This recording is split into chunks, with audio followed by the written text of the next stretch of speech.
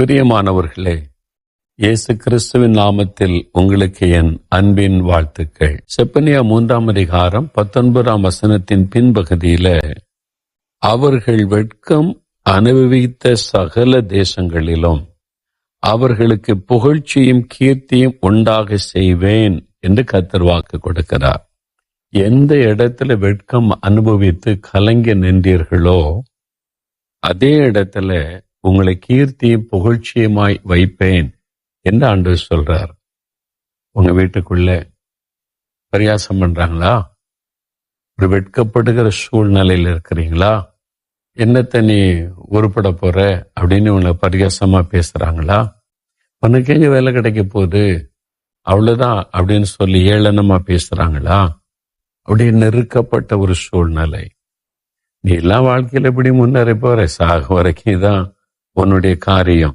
மேல ப்ரொமோஷனும் கிடைக்காது, பெரிய ஆளும் வர முடியாது, இதுலதான் நீ குப்பை கொட்டணும், அந்த மாதிரி ஏளனமா பேசுறாங்களா? வேலை செய்யற இடத்துல உனக்கு என்ன நாலேஜ் இருக்கு, உனக்கு என்ன திறமை இருக்கு, நீங்க எல்லாம் வந்துட்டீங்க இங்க அப்படின்னு சொல்லி மற்றவங்க மேல் அதிகாரிகள் உங்க லீடர் பரிகாசம் பண்ணி சொன்ன போன நிலைமையில இருக்கிறீங்களா? நீ எல்லாம் பிசினஸ்க்கு என்னத்தை செய்ய போற? நீ எல்லாத்தையும் இழந்துட்டு தான் நிக்கிற, எல்லாம் நஷ்டம்தான், உன்னால ஒரு பிரயோஜனம் கிடையாது. மற்றவங்களோட அற்பமா பேசக்கூடிய நிலைமையில இருக்கிறீங்களா? நீங்க எந்த இடத்துல, உங்க வீட்டுல, பிசினஸ் செய்யற இடம், வேலை செய்யற இடம், வசிக்கிற இடத்துல மற்றவர்கள் உங்களை ஏளனமாய் பார்க்கும்படியான சூழ்நிலை, அவமானமாய் பேசக்கூடிய சூழ்நிலை, இப்ப இருக்கிற உங்களுடைய தோல்வி, ஏமாற்றங்கள், உங்களுடைய நிலைமையை பார்த்து கேவலமாய் மற்றவங்க பரிகசிக்கிற சூழ்நிலையில நீங்க இருக்கலாம். இது என்ன வாழ்க்கை?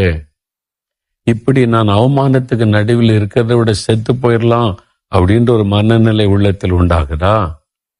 உங்களை பார்த்து ஆண்டவர் சொல்றாரு, என் மகனே, என் மகளே, நீ வெட்கம் அனுபவித்த சகல தேசங்களிலும் கர்த்தர் உன்னை கீர்த்தியும் புகழ்ச்சியுமாக வைப்பாராம்.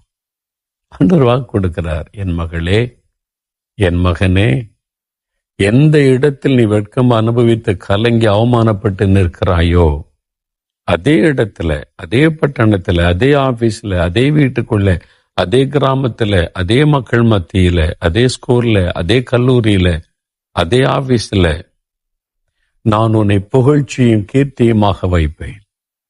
உன்னை உயர்த்துவேன், உன்னை மேன்மைப்படுத்துவேன் என்று சொல்றார். சோர்ந்து போகாதுங்க, பயப்படாதுங்க, இல்ல அவ்வளவுதான் சொல்லி கலங்காதுங்க.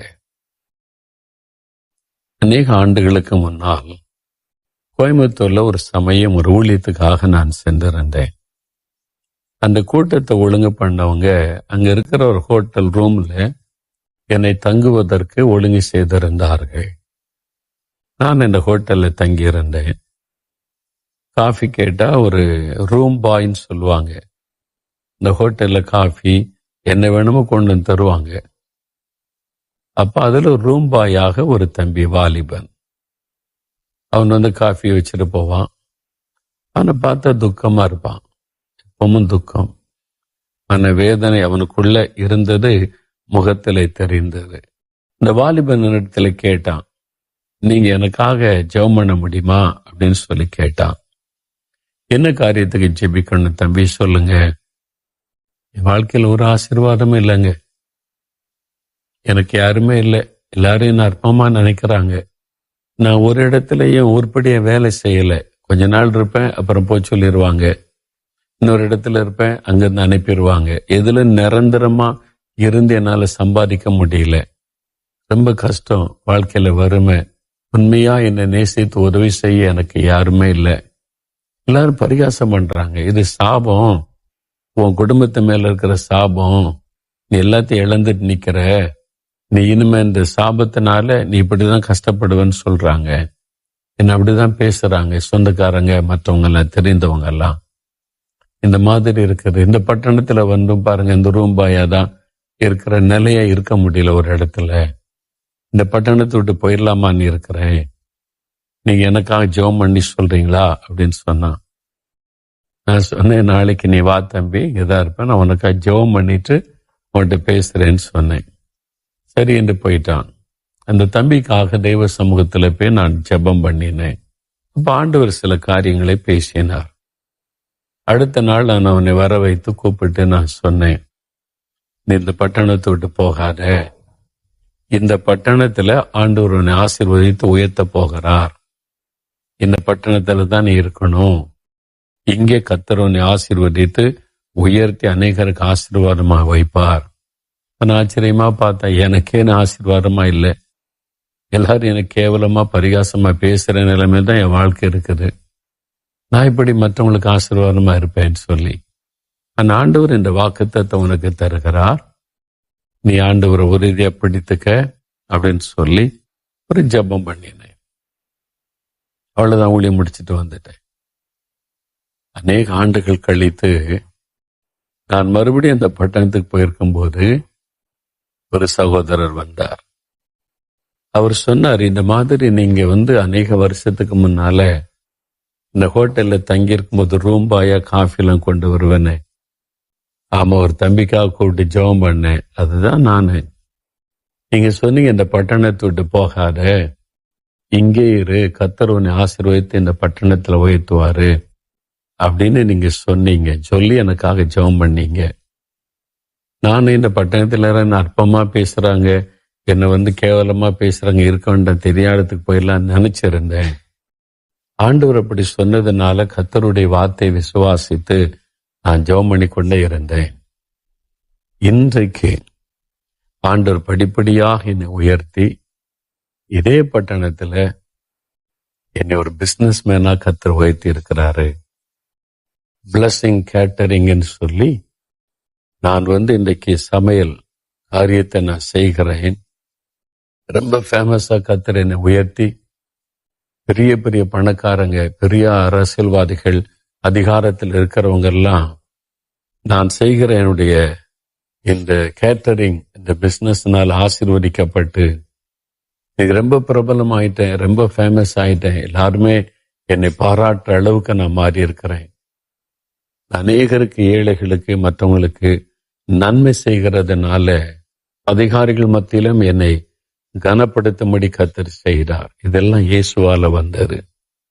இதே பட்டணத்துல என்னை கீர்த்தியும் புகழ்ச்சியுமாய் இயேசு வைத்திருக்கிறான்னு சொன்னார். ரஞ்சித் என்கிற சகோதரர் இப்பவும் அங்க இருக்கிறார். தேவன் அவரை கீர்த்தியும் புகழ்ச்சியுமாய் வைத்திருக்கிறதை கண்கூடாக நான் பார்த்தேன். அவருடைய வாழ்க்கையில நடந்த அவருடைய சரித்திரத்தை டெலிஃபிலிமாக எடுத்து அதை டெலிவிஷன்ல சோசியல் மீடியால போட்ட போது லட்சக்கணக்கான பேர் பார்த்து பல நாடுகளிலிருந்து அவரால் ஆசீர்வதிக்கப்பட்டு அவர்கிட்ட தொலைபேசியில தொடர்பு கொள்றாங்க. உங்களுடைய லைஃப் ஹிஸ்டரியை நான் பார்த்தேன், டெலிஃபிலிமை பார்த்தேன், நான் ஆசீர்வதிக்கப்பட்டேன், இயேசுவை ஏற்றுக்கொண்டேன் அப்படின்னு சொல்லி வெளிநாடுகள்ல இருந்தெல்லாம் அவரோட போன்ல தொடர்பு கொள்றாங்க. பாருங்களேன், அந்த அளவிற்கு தேவன் அவருக்கு கீர்த்தியை புகழ்ச்சியை கொடுத்து விட்டார். நான் முதல் அவரை சந்தித்த போது ஒரு வாலிபன், ஒரு துக்கம் நிறைந்த வாலிபன், நிந்தை அவமான பரிகாசத்துக்கு நடுவில் இருந்த வாலிபன்.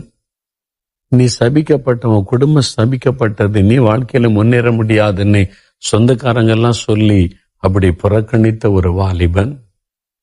நம்மளால எப்படி இந்த உலகத்துல வாழ முடியும், இங்க இருக்க வேண்டாம், எங்கேயாவது போயிடலான்னு சொல்லி இருந்த ஒரு வாலிபன். ஆனா இயேசு சந்தித்தார், வாக்கு கொடுத்தார், உறுதியாய் பிடித்து கொண்டான். இன்றைக்கு கர்த்தர் கீர்த்தியும் புகழ்ச்சியுமாய் வைத்திருக்கிறார். எல்லாருக்கும் தெரியும், அந்த பட்டணத்துல பெரும்பாலான எல்லா மக்களுக்கும் தெரியும். இன்றைக்கு அநேகருக்கு ஆசீர்வாதமாய் கர்த்தர் அவரை வைத்திருக்கிறார். பிரியமானவர்களே, உங்களுக்கு செய்ய மாட்டாரா?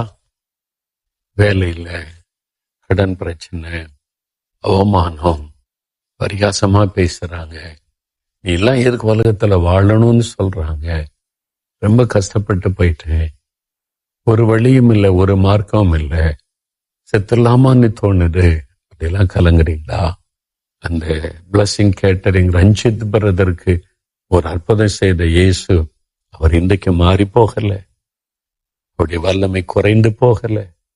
அவர் பட்சபாதம் உள்ள தேவனும் அல்ல. உங்களுக்கு செய்வார். ஒரு வாக்கு கொடுக்கிறார். என் மகனே, உன்னை கீர்த்தியும் புகழ்ச்சியுமா நான் வைப்பேன். என் மகளே, உன்னை கீர்த்தியும் புகழ்ச்சியுமா நான் வைப்பேன்னு கர்த்தர் சொல்றாரு. விசுவாசிங்க. ஆண்டவரே, நான் படிக்கிற இடத்துல, வேலை செய்கிற இடத்துல, நான் வசிக்கிற இடத்துல, ஊழிய செய்யற இடத்துல, பிசினஸ் பண்ற இடத்துல என்னை கீர்த்தியும் புகழ்ச்சியமாய் வைப்பீங்க. நான் விசுவாசிக்கிற ஆண்டவரே, என்னை அப்படி ஆசீர்வதிப்பீங்க. விசுவாசிங்க. என் வாக்குத்தத்தத்தை எனக்குரியது. நான் அதை விசுவாசித்து உம்மை துதிக்கிறேன். என்னை கீர்த்தியும் புகழ்ச்சியமாய் வைக்கிறதற்காய் ஸ்தோத்திரம். அதற்கான வழிகளை திறக்கிறதற்காய் ஸ்தோத்திரம். நீ விசுவாசத்தோடு துதித்து பாருங்க, அற்புதம் நடக்கும். உங்களை பார்த்துதான் ஆண்டு சொல்றாரு. விசுவாசிக்கிறீங்களா? நமக்கு இந்த கீர்த்தி புகழ்ச்சியை கொடுப்பதற்காக அவர் சிலுவையிலே அவமானத்தை சகித்தார். அந்த சிலுவையில் அவரை கேவலப்படுத்தினாங்க, அவமானப்படுத்தினாங்க. ஒரு கள்ளனை போல, குற்றமற்ற பரிசுத்தம் உள்ளவரை கள்ளனை போல மாற்றினாங்க. பொய்யான குற்றச்சாட்டுகளை சொல்லி அவரை அவமானப்படுத்தினாங்க. சிலுவையில் அவர் தொங்கும்போது அவமானத்தை சகித்தவராய் தொங்கினார்.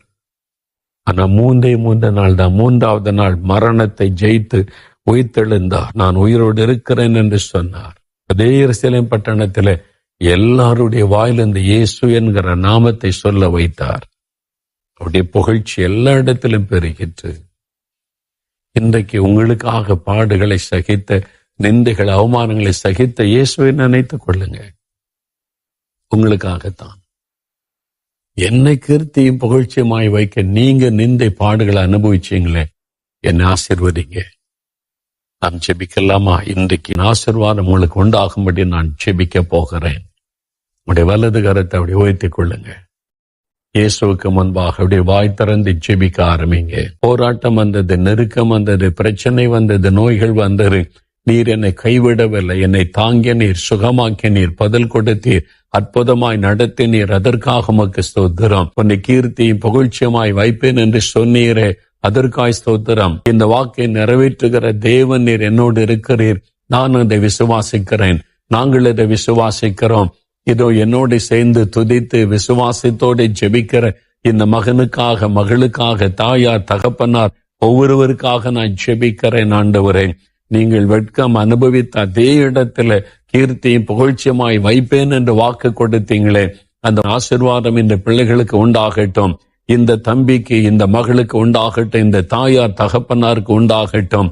அவருடைய குடும்பத்துல உண்டாகட்டும். ஆண்டவரே, அவங்களுடைய பிசினஸ்ல, அவங்க படிப்புல, அவங்க வேலையில இயேசுவின் நாமத்தில் கீர்த்தியும் புகழ்ச்சியும் உண்டாகும்படி ஆசீர்வதித்தை மேன்மைப்படுத்தும்.